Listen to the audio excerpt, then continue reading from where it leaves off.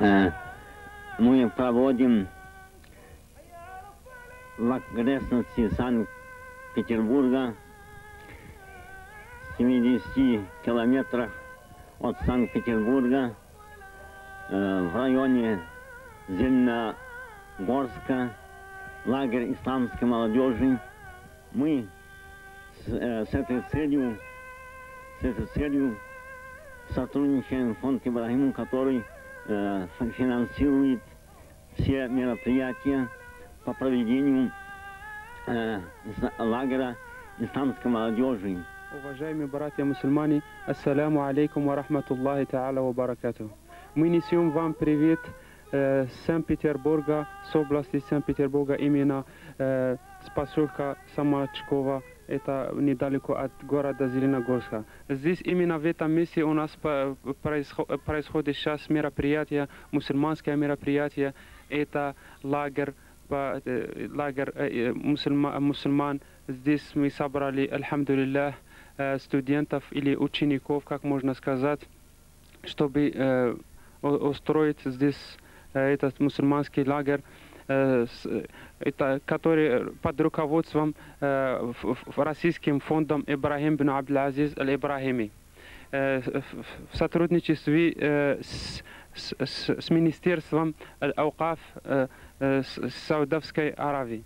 И, конечно, здесь с Санкт-Петербурга через шейха Абдул-Хафида, это представитель организации или объединения исламских мусульман Санкт-Петербурга и области Аль-Фатх. Мы должны распространять эту религию справедливую, самую.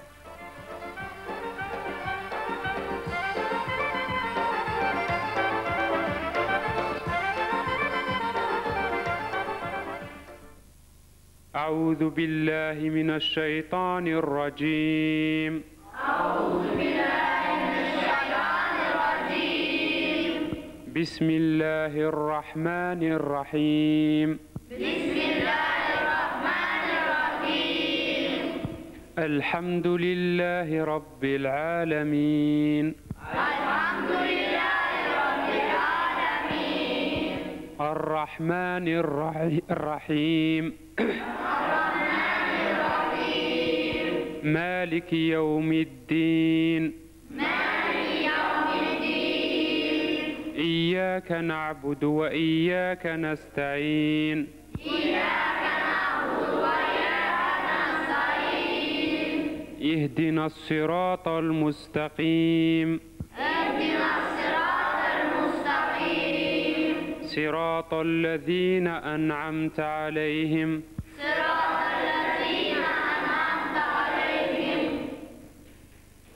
Дальше.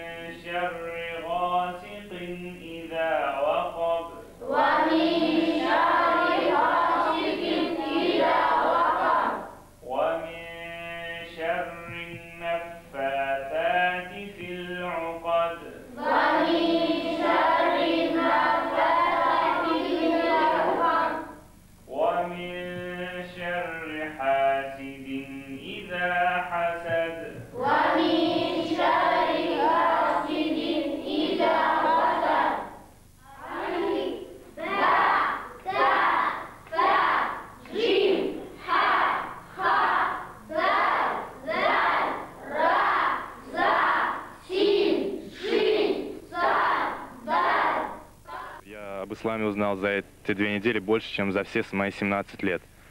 Я еще хочу сказать, что я очень сильно изменился здесь. Вот. Мне всего лишь 17 лет, но я уже успел совершить почти все грехи, которые запрещает Аллах, и которые запрещаются Кораном. Но здесь я полностью изменился. Я чувствую в душе все эти изменения. Я уже знаю, что я никогда больше не совершу эти грехи. Я встал на путь истинный.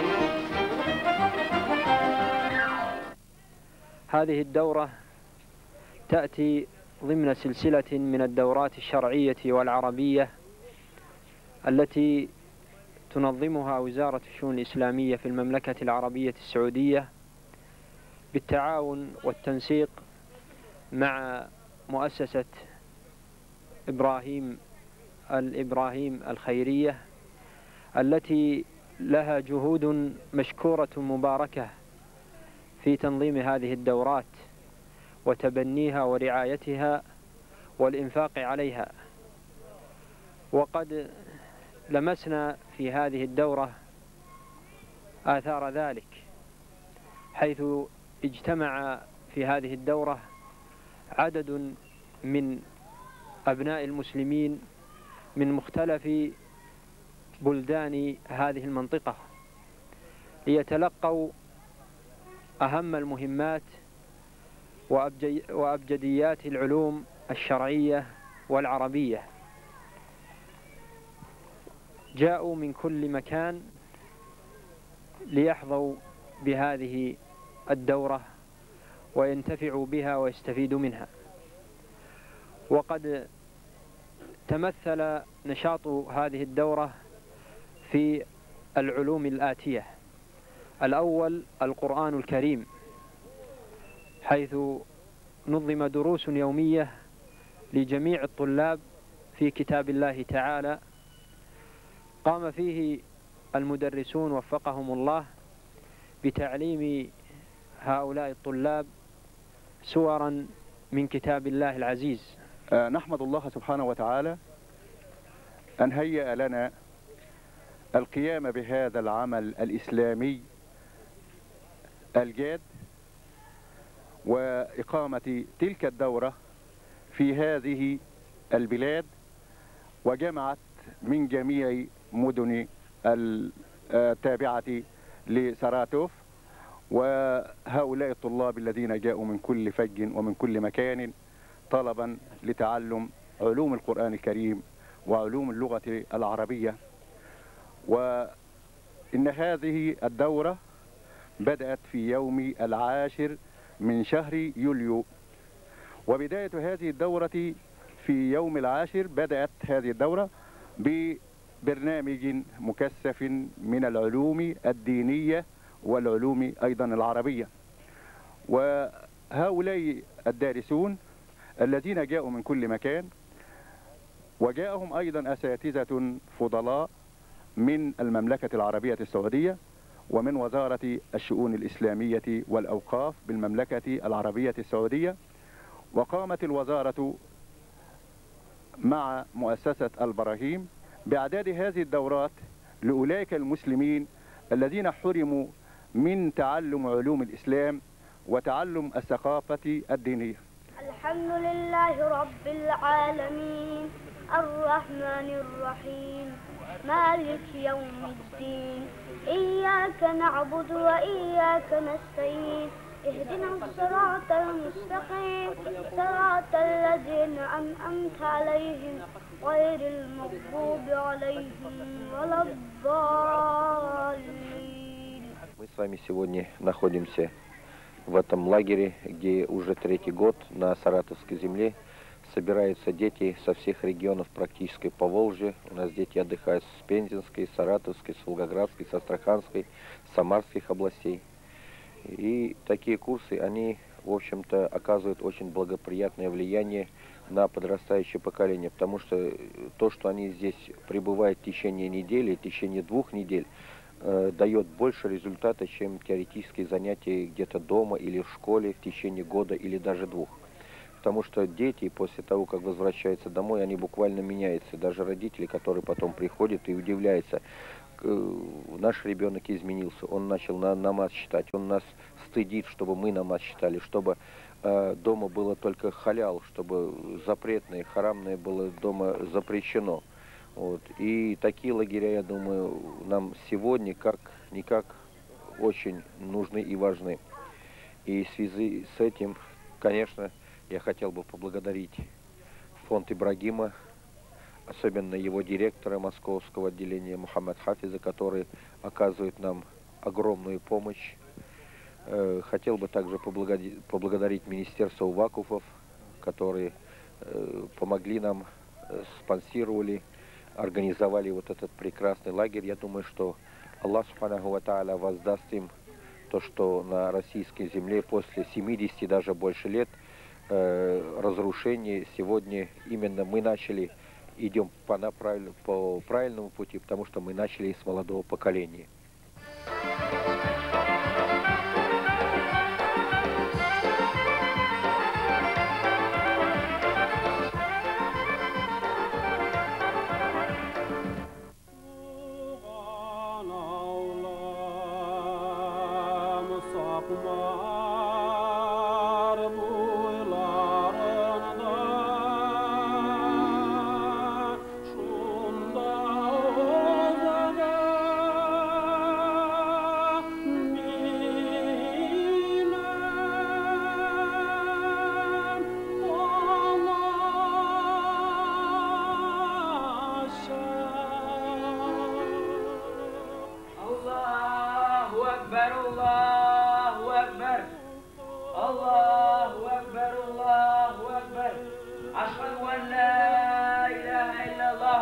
أعوذ بالله من الشيطان الرجيم بسم الله الرحمن الرحيم قل أعوذ برب الناس مالك الناس إله الناس من شر الوسواس الخناس الذي يوسوس في صدور الناس من الجنة والناس التحيات لله والصلوات والطيبات السلام عليك أيها النبي ورحمة الله وبركاته السلام علينا وعلى عباد الله الصالحين أشهد أن لا إله إلا الله وأشهد أن محمدا عبده ورسوله.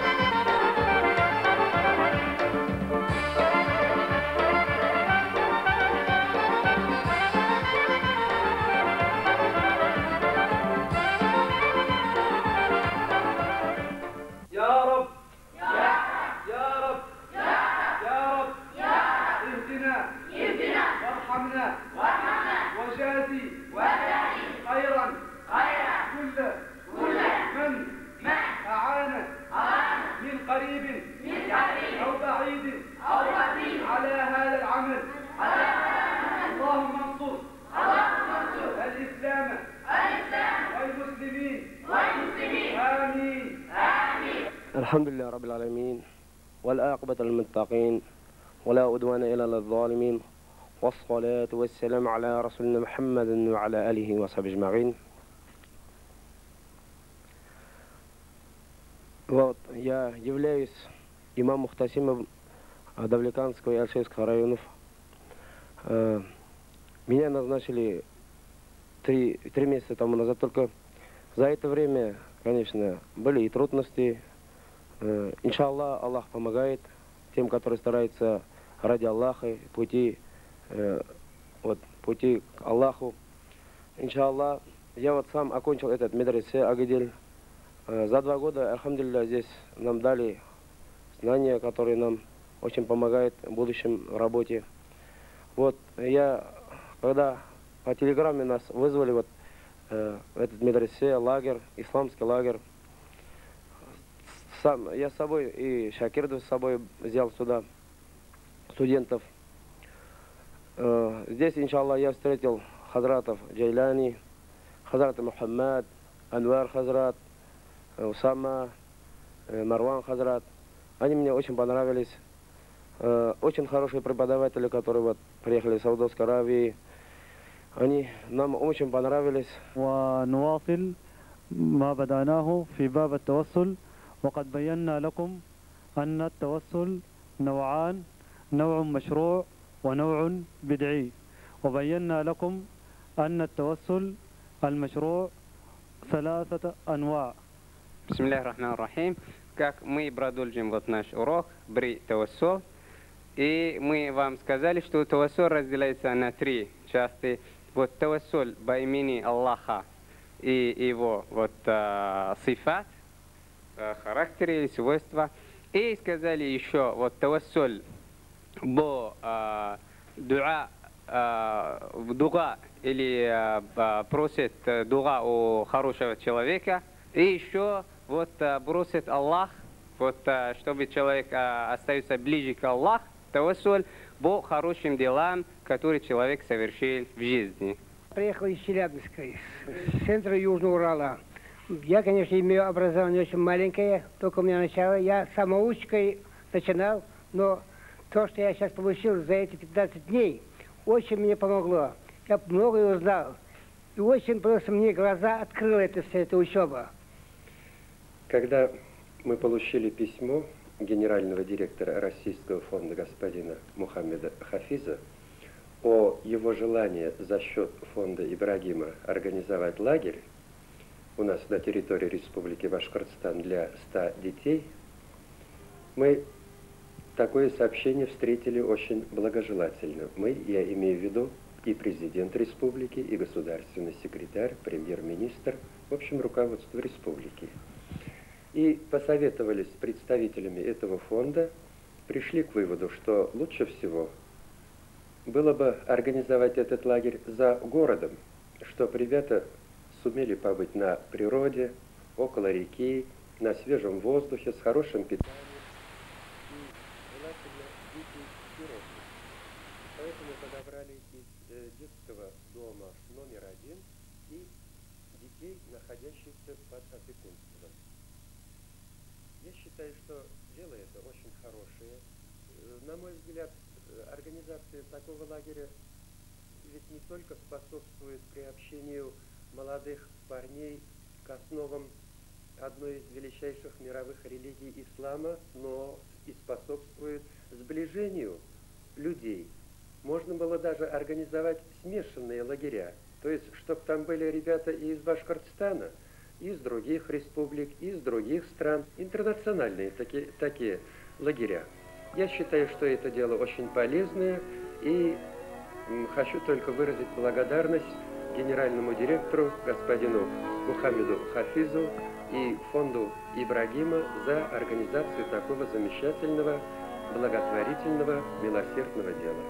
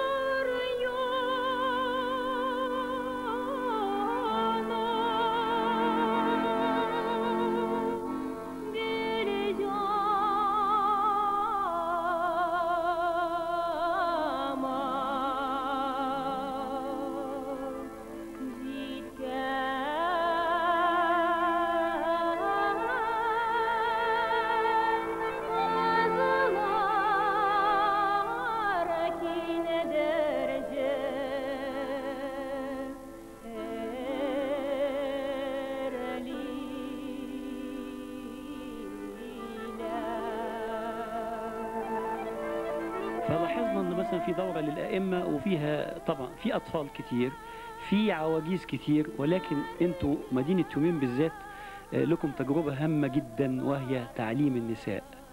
ويهمنا جدا طبعا المراه هنا في الاتحاد السوفيتي السابق او في روسيا كان لها دور هام في تاسيس المجتمع وفي تاسيس اقتصاد الاتحاد السوفيتي بعد الحرب. فما هو يعني إحساسكم أو تجربتكم بتعليم المرأة الروسية الإسلام، وعايزين نعرف شوية عن التجربة دي. فاهتم بها اهتماما خاصا، فشجعها على طلب العلم الشرعي حتى تعرف أحكام الإسلام والواجبات الشرعية التي تلزمها، كذلك أيضا تعرف كيف تربي أبنائها على الإسلام وكيف توصل المعلومات الصحيحة إلى هؤلاء الأبناء حتى يكونوا قدوة للناس وحتى يكونوا أيضا لهم القيادة والريادة في حياة الأمة. فالإسلام اعتنى بها واهتم بتربية النشء اهتماما كبيرا، وأول الاهتمامات هو اهتمامه بالمرأة المسلمة. وبرز ولله الحمد في الأمة الإسلامية نساء كان لها الفضل في العلم وفي التعليم، ومنها أمهات المؤمنين عائشة رضي الله عنها وغيرها من الصحابيات الجليلات. بسم الله الرحمن الرحيم. Я являюсь организатором и руководителем первого медресе города Тюмени, медресе Блем. Сейчас в городе Тюмени, в нашем регионе, мы видим пьянство, алкоголизм, безнравственность. Именно мы можем потерять наследие наших детей. Вот именно такими организацией таких учебных курсов, курса арабского языка, курса шариата, вот именно приезд больших специалистов из далекой Саудовской Аравии дает огромное значение для воспитания наших детей. Многие дети здесь впервые узнали, научились читать намаз, потому что ребята приехали со всех концов Тюменской области, деревни, на которых находятся в изоляции, в болотах. Туда невозможно даже проехать на автобусе, на машинах. Туда можно только на вертолете добраться. Вот из таких окраин ребята приехали. Для них открылся мир, иной мир. بسم الله الرحمن الرحيم الحمد لله رب العالمين على نعمة الإسلام الحمد لله رب العالمين على نعمة الإيمان الحمد لله رب العالمين على نعمة القرآن الحمد لله الذي جعل من أمة حبيبه محمد صلى الله عليه وسلم والصلاة والسلام على خير خلقه محمد وعلى آله وأصحابه أجمعين. Я хочу поприветствовать по исламской традиции ассаляму алейкум ва рахматуллахи ва баракатух. Вот завершились у нас курсы обучения арабского языка и истории ислама. И что мы за эти дни хотели, многих лет хотели вот этого лагеря. Как будто мы не успели моргнуть глазом, и прошло этот лагерь. Как мы долго ждали этого лагеря, но, к сожалению, очень мало было. Но я думаю, этот лагерь во многих останется в памяти, будет толчком для нравственного ощущения, большой пользы. И спасибо тем, кто помогал в организации этого мусульманского лагеря.